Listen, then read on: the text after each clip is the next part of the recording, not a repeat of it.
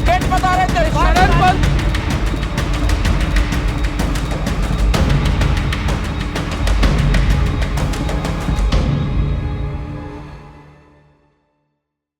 मेरे प्यारे साथियों, मुस्लिम मंथन की इस पूरी सीरीज में हम एक एक कड़ी को जोड़ते हुए धीरे धीरे आगे बढ़ रहे हैं।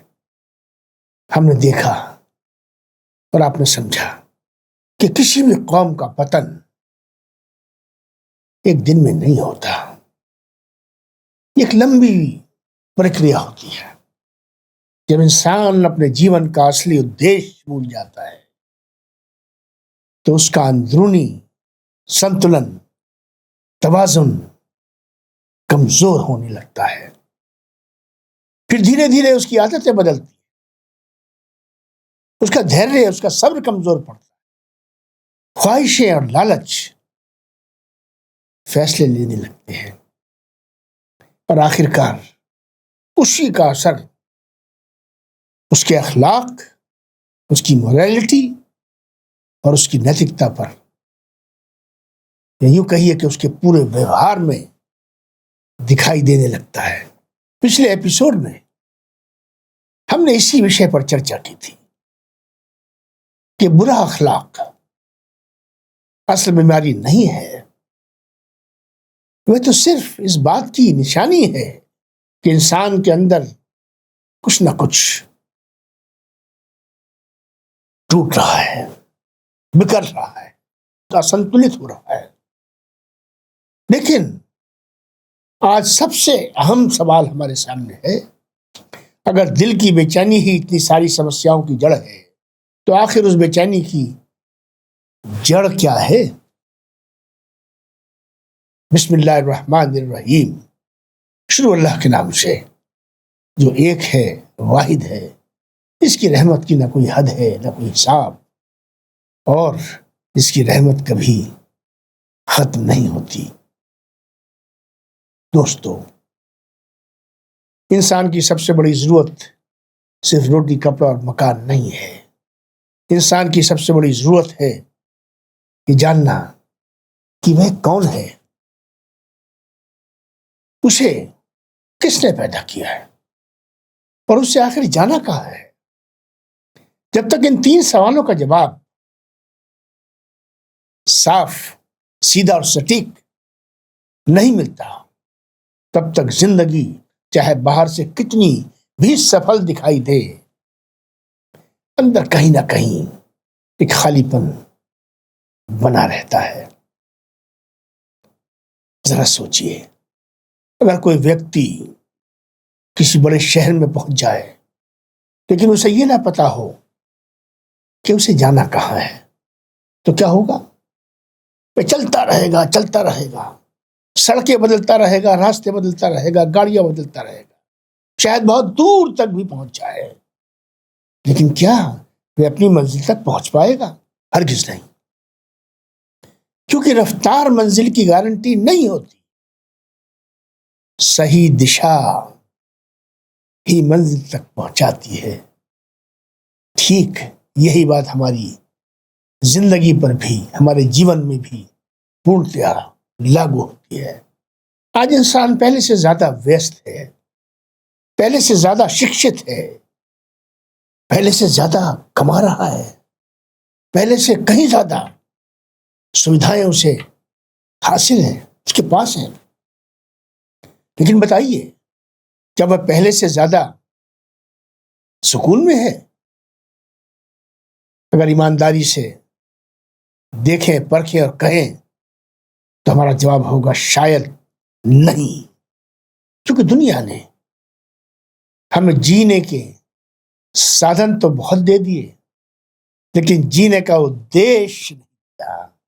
और जब उद्देश्य धुंधला पड़ जाता है तो इंसान हर उस चीज के पीछे भागने लगता है जो कुछ पल के लिए उसे अच्छा महसूस कराए, लेकिन थोड़ी ही देर बाद फिर वही खालीपन उसके जीवन में लौट आता है। कुरान, इस्लाम का पवित्र ग्रंथ, इस हालत का कारण, इसकी वजह बहुत साफ शब्दों में वो जिस तरह बयान करता है, ध्यान से सुनिए।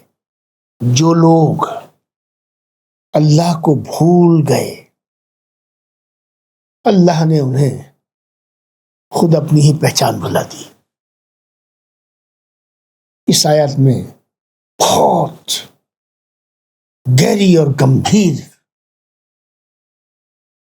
बात और पैगाम छिपा है। जब इंसान अपने रब को भूलता है तो वह सिर्फ इबादत से दूर नहीं जाता, वह धीरे धीरे खुद से भी दूर होने लगता है।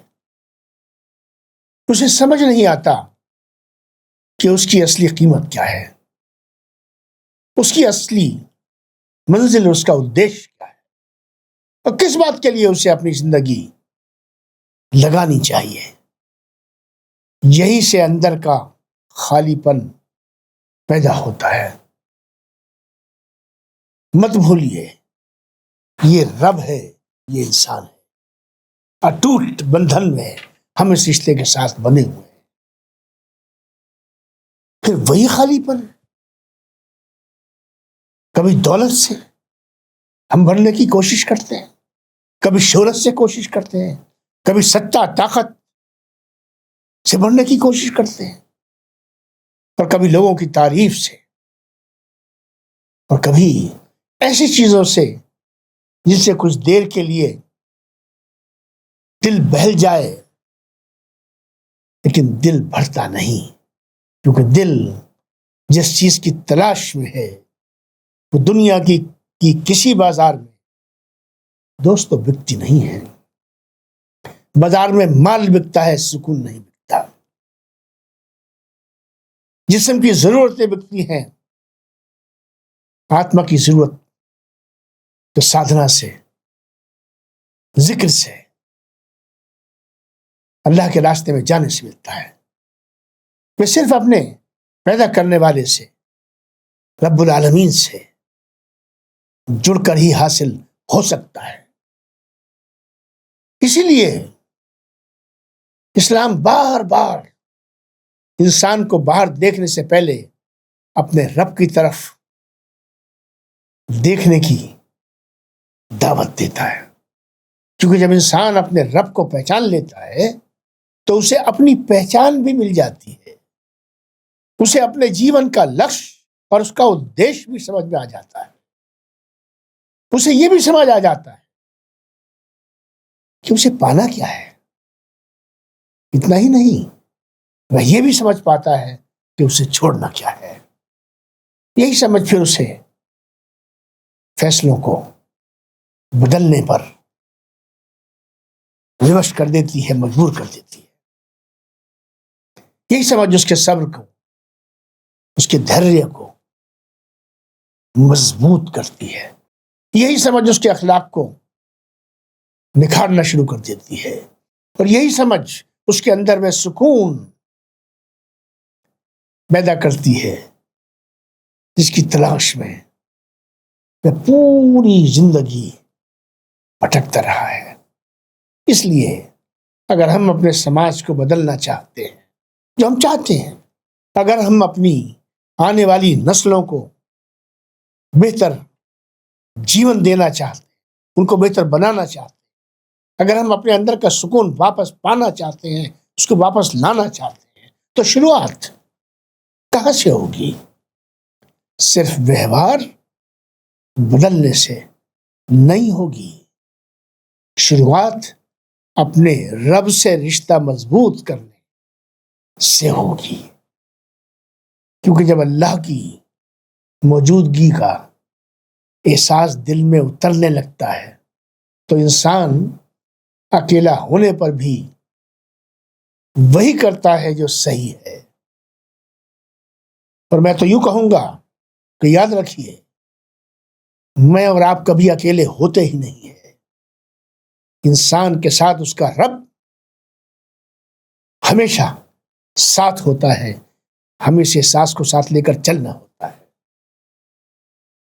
वो दूसरों के डर से नहीं, अपने रब की मोहब्बत और जवाबदेही के एहसास से जीने लगता है। यही एहसास इंसान को अंदर से बदल देता है। लेकिन अब एक बहुत जरूरी सवाल आपके सामने रखते हैं। अगर अल्लाह की याद ही सुकून की बुनियाद है, अगर उसी से इंसान अपनी असली पहचान और अपने जीवन का उद्देश्य पाता है, तो फिर इस एहसास को अपने दिल में मजबूत किया कैसे जाए? क्या ये सिर्फ एक भावना है, या इसे अपनी रोजमर्रा की जिंदगी में विकसित भी किया जा सकता है?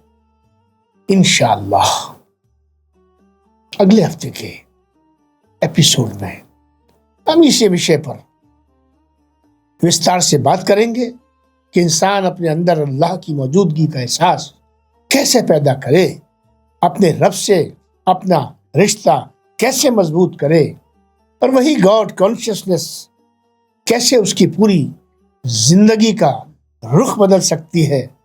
इन सब चीजों पर आपके साथ मिलकर मंथन करेंगे। बहुत बहुत शुक्रिया। व आखिर दावाना अल्हम्दुलिल्लाहि रब्बिल आलमीन। और हमारी आखिरी पुकार यही है कि तमाम तारीफें अल्लाह रब करीम के लिए है, जो तमाम जहानों का रब है, पालने वाला है, पालनहार है। अस्सलामु अलैकुम रहमतुल्लाहि व बरकातुहू। आप सब पर सलामती, अल्लाह की रहमत और उसकी बरकतें हों।